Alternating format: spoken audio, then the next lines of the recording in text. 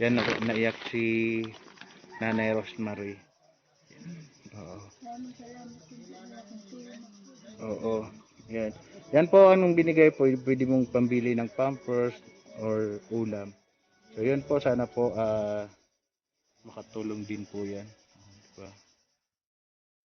Basta pray na lang po.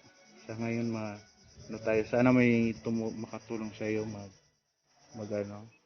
magbigay ng suporta para madala ka sa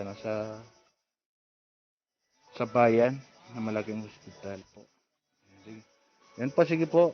Bye-bye po. Oo.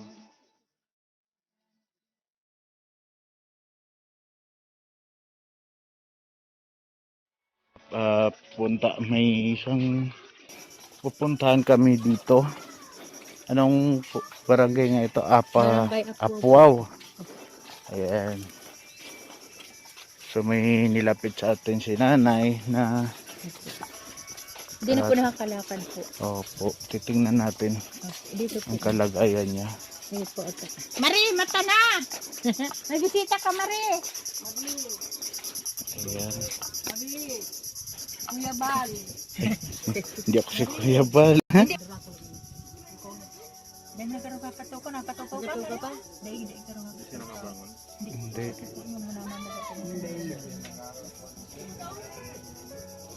Ano po yung, kailan po nag-start kailan nagsimula yung, ano yun?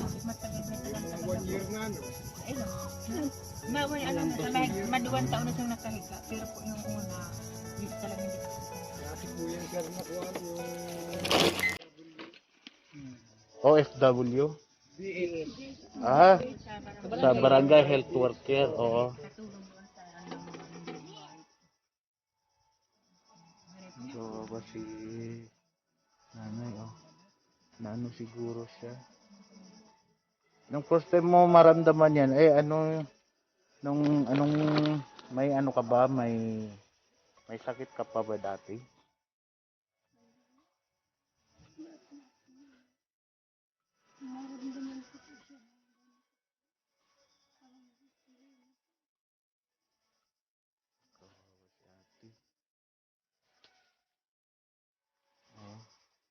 Ngayon hindi ka na makalakad-lakad, no? So, dito binabangon na lang. Oh, ito po si ate ano yung pangalan mo ate? Rosemary. Dati po siyang nasa health worker po ng barangay. Ayan, so isang taon na po niyang naramdaman ito. Pero dati, wala ka bang mga ibang sakit na medyo dati nararamdaman? Asma. Ano to, bigla na lang bang siya? Bigla na lang nakaramdam na ganito? Para nahirapan po isang maglakad yung una. Nung una?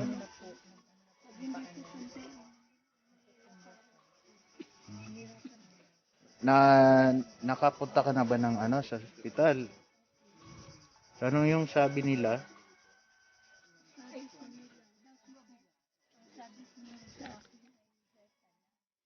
Hipa?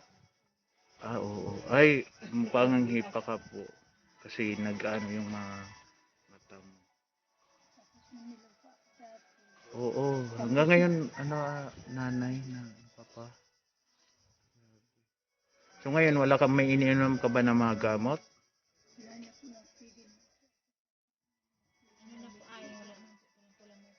Kasi yung asawa niya po naglalakot-lakot pa lang, nakikidalahan lang po ng bayaw. Hindi man po sa kanila yung naglalakot-lakot lang sa yung asawa niya. Kawawa naman sila. Dito talaga sila nakatira, no? Opo, hindi po siya nakakasuporta sa gamot kasi po naglalakot man lang po yung asawa niya. Oo, tsaka Hindi man po sa kanila yung sarili.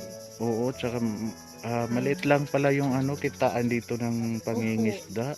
Pag ganito po, mahirap walang huli. Tapos pag nataglakas, wala din po. Kaya di po yung Tsaka, diretso hanggang yung nakausap namin doon, sabi niya, minsan kita lang daw nila ngayon, mga 280. So hindi talaga yun makakasustento sa isang pamilya. Ay, kinabukasan po, wala din pumili.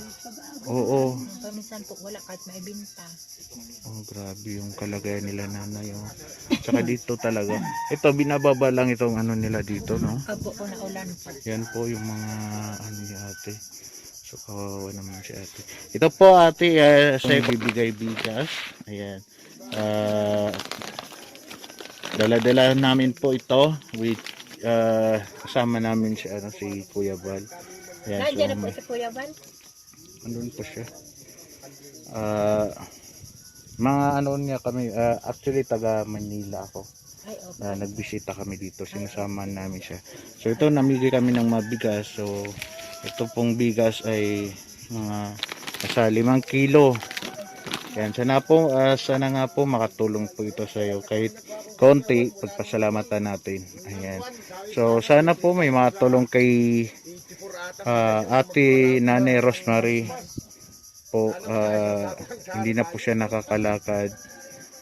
Wala na rin siyang tinitik ngayon na gamot kasi yun nga mahirap din mag ano yan? Ano po ang hanap buhay dito? Oo, mahirap yung hanap buhay po nila. Tsaka nagbibili po siya ng Pampers adult. Ayan. Kasi hindi na siya talagang dito na talaga siya nakakaano. Yan po. Oh. Ayan, grabe. Hindi ko.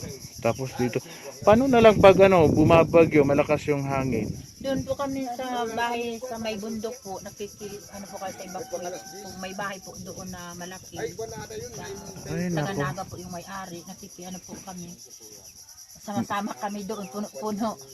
Pagkalipas po ng bagyo, balik naman po kami dito. Nako, grabe, ang hirap ng Tapos pag hindi po nakakatawid ng sentro ng Mercedes, wala po pagkain.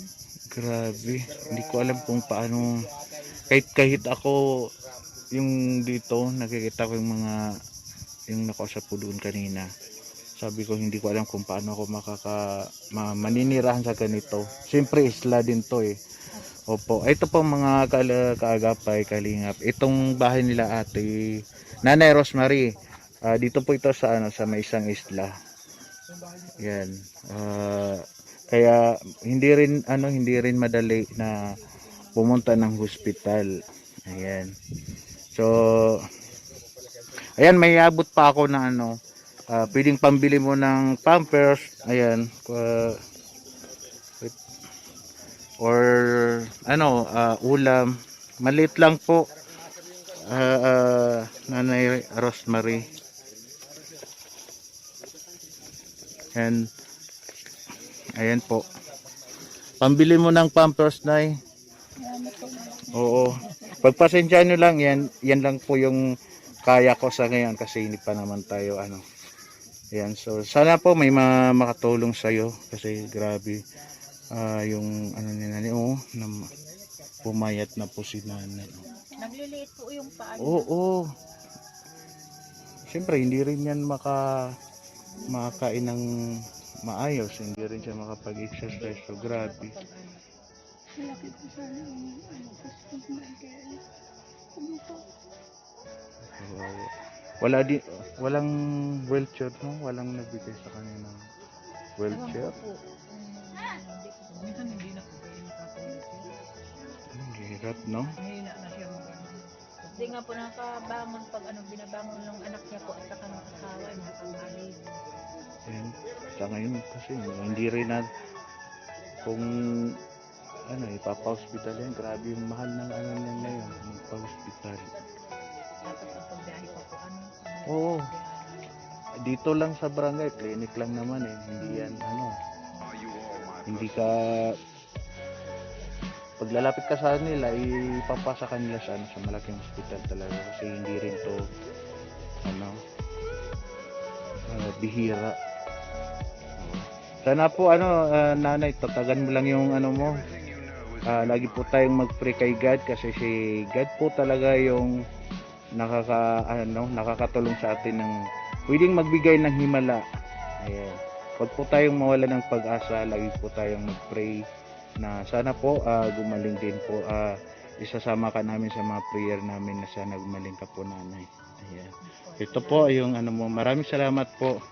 Yan, naiyak si Nanay Rosemary. Oo. Maraming salamat din sa laking tulong. Oo. Yan. Yan po anong binigay po, pwede mong pambili ng pampers or ulam. So yun po, sana po makatulong din po yan. Diba? Basta pray na lang po sa ngayon ano tayo, sana may makatulong sa iyo ano, magbigay ng suporta para madala ka sa ano, sa bayan na malaking hospital po. Sige. Yan po, sige po. Bye bye po. Oo.